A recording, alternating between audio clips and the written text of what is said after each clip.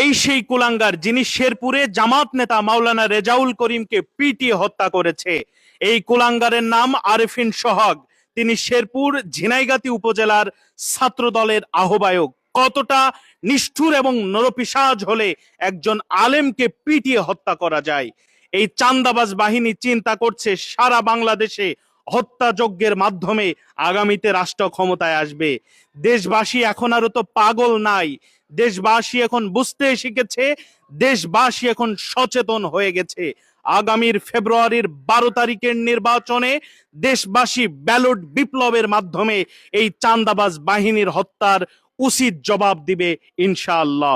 সেই সাথে প্রশাসনকে বলতে চাই, যত দ্রুত সম্ভব এই কুলাঙ্গার আরেফিনকে গ্রেফতার করুন এবং দ্রুততম সময়ের মধ্যে শাস্তির আওতায় আনুন। তা না হলে দেশবাসী তৌহিদি জনতা যদি একবার রাস্তায় নেমে যায়, গোটা বাংলাদেশে চান্দাবাজ বাহিনীকে কিন্তু খুঁজে পাওয়া যাবে না।